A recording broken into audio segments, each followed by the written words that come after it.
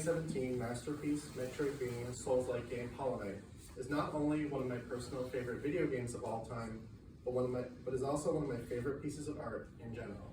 From its expansive world and buttery smooth combat to its unique aesthetic and gripping themes, this game stands apart as an experience that I can return to time and time and time again without ever even approaching a feeling of being burnt out. However, as a writer myself, one aspect of the game experience stands above all else: the storytelling. Hollow Knight presents a haunting world, a captivating story, gripping characters, and an overwhelmingly melancholic mood. However, it does this without ever coddling the player with traditional storytelling tropes, expansive dialogue, or a linear narrative. In this essay, I would like to explore how Team Cherry managed to accomplish this. I will examine how Hollow Knight uses absolutely everything at its disposal to craft a perfect experience and impeccable story, from the biggest of boss fights and the grandest of set pieces to the smallest of details in even the floor that our character walks upon. Hollow Knight follows a miniature insectoid character simply known as the Knight, as they are called back to the lost and ruined kingdom of Hallownest on a quest that even they do not know the true nature of. Hallownest was once a great underground kingdom ruled by the sentient bugs that called its yawning pits and labyrinthine tunnels home. Now, it is lost, and its inhabitants have been reduced to nothing more than mad, animalistic monsters by an infection that corrupted not just their bodies, but their minds and dreams as well. The Knight explores Hallownest, uncovering the secrets of its collapse, along with its own mysterious past. However, Hollow Knight does not call upon the most common storytelling tropes players might expect from other video games or fantasy media. The game uses cutscenes very sparingly and often tells players story pieces out of order, with lone information that only makes sense when placed within a greater context much later. The Knight, the character controlled by the player, does not even speak.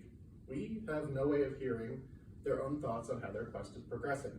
Thus, the level of understanding and engagement a player will have with the story is left almost entirely in their own hands. This is in large part due to Hollow Knight being a Metroidvania Souls-like game. What does this mean? The term Metroidvania is derived from the Metroid and Castlevania franchises. These two franchises are essentially the progenitors of this particular subgenre. Metroidvania games are generally characterized by being side-scrolling adventure games with large and deep maps that boast a high degree of verticality. The player is often able to tackle the map non-linearly, though they will also need to find certain upgrades during their travels that allow them to unlock areas otherwise inaccessible to them. In Hollow Knight, the player begins their game by arriving in the deserted town of Durden, before plunging downwards into the expansive and abandoned kingdom of Hallownest. The player finds upgrades along the way that allow them to dash, climb up walls, use tram cars, and double jump, among other things. Thus, the exploration options the player has, and consequently, the amount of the world that they will have access to, will slowly expand naturally. This allows the story to move and grow at the same rate as the player's skill and access to the game's map does. Thus, as we will continue to see, the player's access to Hollow Knight's story is largely driven and controlled by the player themselves. A Souls-like game is a loose term that compares a game to the Souls series, the flagship games of the game developer From Software. Demon Souls, Dark Souls 1 through 3, Sekiro, and Elden Ring are incredibly popular titles, and have spawned an entire genre within action and fantasy gaming. These games are characterized by certain recurring mechanics, their intense difficulty, the lack of hand-holding the player receives, and their environmental storytelling. Hollow Knight definitely takes heavy inspiration from the Souls games, both mechanically and in its difficulty and lack of direct aid to the player. However, for the purposes of this essay, the most important area in which Hollow Knight finds itself similar to From Software is a commitment to environmental storytelling. Environmental storytelling is simply a form of writing that relies on the surrounding environment and setting to transmit information to the player in place of a more traditional narrative style. Visual media, such as video games, can make great use of it to show, rather than tell, their narratives to their players. In the Souls series, as well as Hollow Knight, the environment carries much of the weight of the narrative. Players will often be able to glean key exposition and story beats from merely examining the world as they traverse it. However, environmental storytelling also encompasses how the players interact with the world more actively as well. In Hollow Knight and other similar games, Players will be able to gain insight into the lore, story, and world building through examining lore tablets, reading item descriptions, seeking outside adventures, reading their bestiaries, and deciphering non-player character or NPC dialogue. Environmental storytelling rewards players who are constantly engaging with and invested in the world as they explore it in real time. Perhaps the most unique way Hollow Knight rewards players who dig into every morsel of story and lore that they can is in the Dream Nail item. The Dream Nail is a key item given to a player during the story that has a few uses. However, for the purposes of this discussion, its most useful feature is its ability to peer into the minds of the many characters that the player encounters, as well as the corpses littering the dead kingdom of Hallownest. When the player uses the Dream Nail on an NPC, they will essentially be allowed to read that character's thoughts. This mechanic allows the player to actively seek out further insight into the personalities and goals of NPCs. Often, the player will be rewarded for their curiosity with key details about that character, the world, or lore. This mechanic can also be used on the many enemies that prowl Hallownest, even the most fearsome bosses. However, Dream Nail also works on corpses, a sight that is all too common to our lonely knight errant. By dream nailing corpses, the player gains access to that corpse's final thoughts. These small snippets of dialogue often expose how a certain corpse met its untimely end and highlight history or lore in the process. Additionally, the ability to peer into the minds of the dead through the Dream Nail, along with the many ghosts and spirits that the player can encounter, also add to the overwhelming sense of death, loss, and melancholy that permeate every single room and hallway in the Kingdom of Hallownest.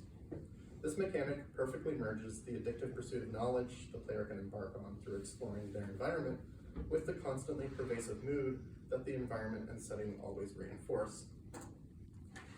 Said mood is one of the most important pieces to Hollow Knight's success as a story and as an immersive experience. Hollow Knight is a post-apocalyptic story at its core.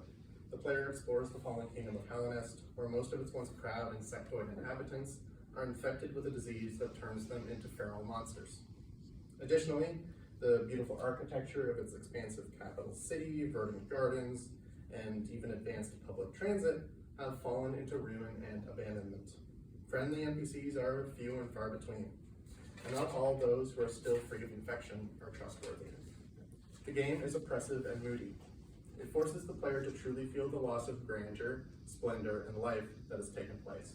Hallownest is gone, and like the dead bugs that litter its dark halls, the only thing left is an empty husk of what once was. Other mediums of storytelling have used the environment to create similar moods. For example, in The Lord of the Rings, sadness is drawn from the fact that the world will never again bear witness to the greatness of Numenor and Gondolin. Civilization is in decline, and all that is left to remind the reader of a better and more prosperous time are forlorn ruins and forgotten artifacts. In Hollow Knight, the loss of Hallownest fills much the same role tonally, though in this game, the player is forced to literally traverse it from one end to the other and top to bottom. Whether through discovering sites of tragedy, absorbing the haunting soundtrack, or hearing the losses suffered by NPCs, the player is, in one way or another, forced to feel the loss of something that can never be recaptured. However, this oppressive mood is, at the same time, offset by the immense beauty that the game puts on display for the player.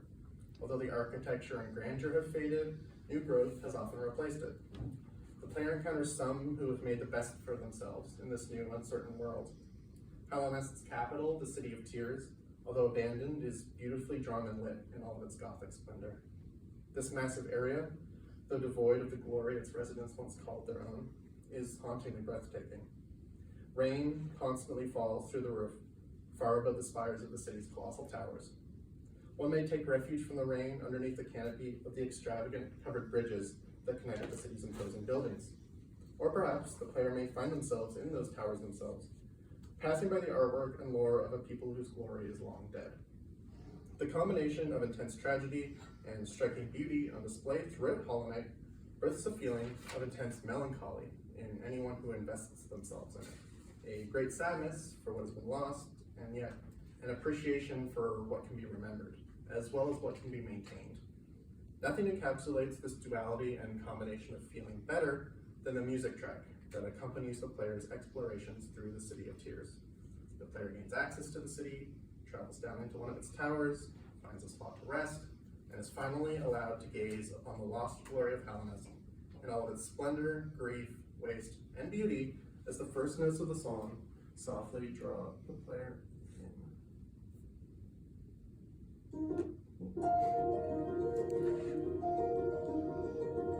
This melancholic mood is not just limited to the City of Tears. It is pervasive throughout the entire Kingdom of Halonest and beyond. Ironically, however, despite the amount of death and loss that has occurred throughout the world, Hollow Knight boasts one of the most alive game worlds I've ever had the pleasure of experiencing. The world is very full with countless things for the players to discover, from power-ups, optional bosses and artifacts, to side quests, NPCs, and more. Let me just sort of turn that down. I did not anticipate it that way. Sorry. Every nook and cranny of the game world has been populated in detail with something to be discovered or overturned.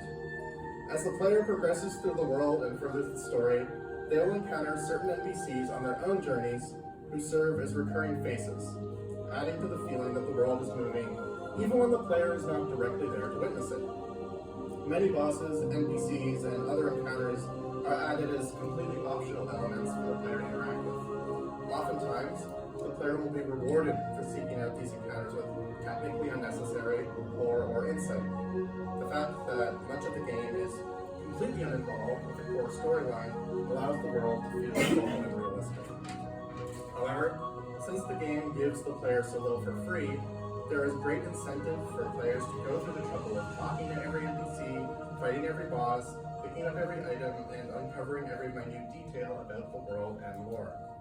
This dynamic creates a rather addictive gameplay loop of discovering an esoteric or interesting piece of information, only to then burn with curiosity and a desire to uncover even more.